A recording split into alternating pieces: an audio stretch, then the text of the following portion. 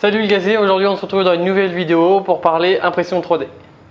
Alors déjà je veux commencer cette vidéo pour m'excuser par rapport à hier. La vidéo a été un peu tardive au niveau d'heure française, elle était apparue à 19h30 je crois ou quasiment 20h. Je suis vraiment désolé, c'était une vidéo assez longue à monter et j'ai eu des problèmes techniques derrière. Mais apparemment vous m'en tenez pas rigueur, donc je vous en remercie à tous. Merci bien. Donc revenons au sujet de la vidéo, impression 3D. Alors déjà, c'est quoi une impression 3D? Alors une impression 3D, c'est une machine qui permet, par le biais de plastique par exemple, à extruder un objet. Donc c'est un filament plastique qui passe dans une buse qui est chauffée à 180 degrés environ et qui vient, comme une commande numérique, appliquer le fil un peu partout. Ou autrement, en fusion. Alors là, la fusion, c'est pareil, hein, on a notre élément 3D dans l'ordinateur et hop, avec une buse, ça vient taper dans un liquide et ça vient lever et ça sort le produit. Ça fait un peu Terminator quoi. Ça c'est géré par Autodesk. Alors pour ceux qui ne connaissent pas, c'est ceux qui font AutoCAD. C'est un groupe assez puissant quand même. Enfin, bref, ils ont un peu d'argent pour faire ce genre de trucs là. Et heureusement pour nous parce que ça me fait le plus grand plaisir. Donc voilà, les prix varient entre une centaine et quelques milliers. Alors une centaine, je pense par exemple à 400 et quelques euros jusqu'à 2000 et quelques, quasiment 3000 euros. Ça c'est la version amateur, donc c'est la version petite boîte. Genre micro-ondes, et c'est vraiment pour faire des petits objets. Mais il y a des professionnels qui ont des machines mais beaucoup plus grosses et du coup beaucoup plus chères. Ça permet du coup de faire avec une meilleure qualité de finition. Je pense aux professionnels, eux, ils travaillent dans une machine où il y a une poudre et c'est un laser qui vient figer la poudre dans la forme dans la poudre. Et du coup après ça on évacue la poudre et hop on sort le truc. Donc voilà, une petite entrée de parenthèse dessus. Si tu veux en savoir plus, tu as juste à fouiller 2-3 trucs sur internet, ça a des milliers d'articles dessus. Tu verras, ça sera facile de trouver toutes les informations possibles et imaginables que tu veux trouver. Là, c'est pas le sujet de la vidéo, c'est pas savoir comment se fournir une impression 3D, mais plutôt qu'est-ce que ça a comme impact dans notre métier du menuisier ou dans notre passion du bois. Alors déjà, les avantages que ça nous apporte par rapport à tout ça, c'est considérable. Parce que ça nous permet par exemple de faire des prototypes. Là j'ai mon patron qui avait fait une commande en Chine pour faire une petite prototype de table qu'on a déjà réalisé.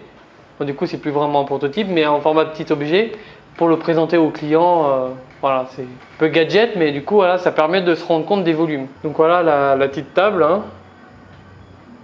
Voilà, rien d'exceptionnel. Du coup voilà, ça te permet de te rendre compte.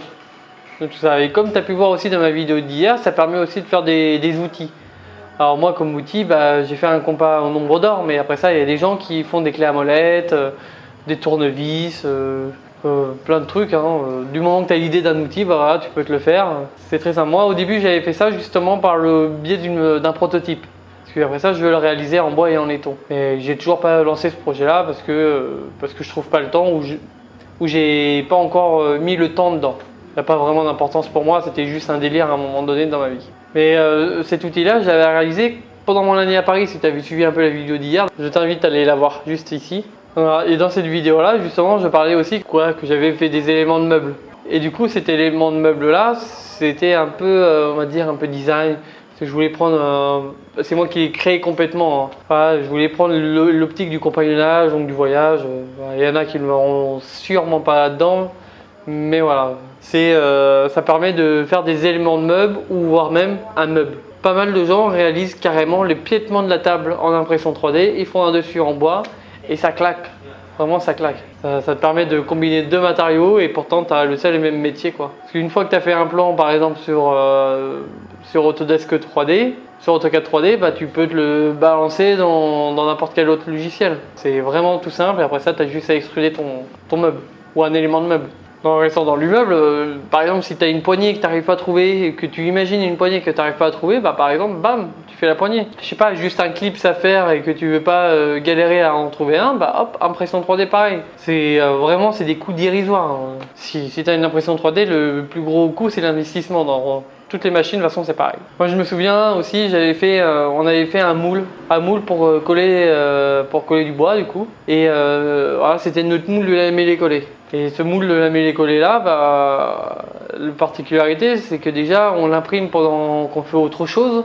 Et une fois qu'on est rendu au collage, on a juste à prendre et hop, à mettre les lamelles de bois, coller et puis c'est fini. Tandis qu'avant, pour faire un moule, bah, il faut essentiellement beaucoup de temps. Donc il faut du bois, il faut de la main d'œuvre. On va dire que par exemple pour un moule qu'il faut 8 heures à faire, bah, et là il faudrait peut-être 8 heures, bah, si on prend la même chose, mais 8 heures tout seul, juste à la machine. Bien sûr, il y a quelqu'un qui surveille une fois de temps en temps, mais par exemple s'il y a un mec qui fait pendant 8 heures, bah, il y a 8 heures à faire autre chose. S'il doit juste vérifier une fois de temps en temps, on va dire une fois par heure, 5 minutes, la machine, bah, voilà, il est tranquille, quoi, et ça lui permet de faire autre chose. Par exemple, préparer ses feuillets pour faire son lamellé et collé. Donc on gagne un temps considérable. Après ça, les domaines d'application qu'il peut avoir dans le futur, parce que là on reste un peu dans les prémices encore dans tout ça, c'est encore un embryon pour les musées, pour tout le monde. Mais là, ça sert pas juste à faire des figurines. Bah, c'est ça que je voulais te dire, c'est que ça sert juste pas à faire une petite figurine tiens, on a fait une figurine de, je sais pas, Star Wars, et voilà, non, ça sert pas qu'à ça.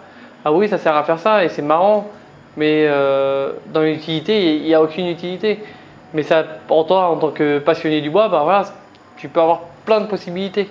Moi, un jour, aujourd'hui, actuellement, bah, moi, je pense à des techniques d'application. Par exemple, on imprime carrément une forme complète à l'impression 3D, et on vient le recouvrir avec un plaquage bois dessus. En plus, on peut jouer avec des lumières à l'intérieur, donc aussi, on fait notre impression 3D un peu évidée à quelques endroits. Et hop, une petite lumière à l'intérieur, on colle le plaquage et on peut avoir le truc en transparence. Voilà, c'est quand même, je sais pas, à mon avis, des degrés d'application qui sont quand même pas mal. Surtout qu'à l'intérieur, il faut savoir que dans toutes les pièces en impression 3D, tu peux choisir ton type de remplissage. Généralement, c'est un remplissage en nid d'abeille, mais tu peux choisir la concentration du nid d'abeille, plus ou moins dense. Donc plus tu le choisis dense, plus ça sera plus dur à compresser, et plus tu vas l'éloigner, bah, plus ça va être rapide, mais ce sera plus fragile. Mais de toute façon, en soi, pour les pièces qu'on utilise actuellement, la fragilité, c'est vraiment pas très grave. Pourquoi cette machine-là révolutionne aujourd'hui notre ère? Aujourd'hui, on est dans une ère de changement, qu'on le veuille ou non. Voilà, cette machine-là, elle est là aujourd'hui. Il y en a qui la détournent d'une manière mauvaise, mais autrement, voilà, aujourd'hui, tu as des mecs comme Airbus qui l'utilisent pour participer à la construction de leur avion. Ah, pourquoi eux l'utilisent? C'est parce qu'à mon avis, vu qu'ils sont en une tolérance zéro, proche de zéro, cette machine-là approche cette tolérance-là encore un peu plus de zéro. Et ça leur permet d'avoir des pièces, on va dire, plus fiables et de meilleure qualité. Sans penser que cela rend possible l'impossible. Parce que comme tu peux voir, un peu avant que j'ai mis dans la vidéo, une petite image d'une table qui tenait sur quelques trucs tout fins. Ça en bois on peut pas le faire, on a l'impression de faire des cure-dents et ça ne tiendra jamais une charge. Tandis que ça retient vraiment quelque chose. Les avantages que ça donne, c'est que ça baisse le temps de fabrication. C'est un truc qui va super rapide. Et puis que du coup, la seule limite qu'il y aura dans tes objets, c'est la limite de ta tête, la limite de ton imagination. Bon, j'espère que le gazeté de cette courte vidéo sur l'impression 3D, ses premiers, on va dire, initiation à l'impression 3D te plaît. Si tu veux que j'aille plus loin dans la question de l'impression 3D, n'hésite pas à le mettre en commentaire. Moi, j'ai dans le projet de m'acheter bientôt une machine d'impression 3D pour le plaisir, parce que j'adore cette machine-là, comme tu as pu comprendre. Donc, j'espère que cette petite vidéo t'a plu, du coup, et puis je te dis à la prochaine, le gazier. Ciao!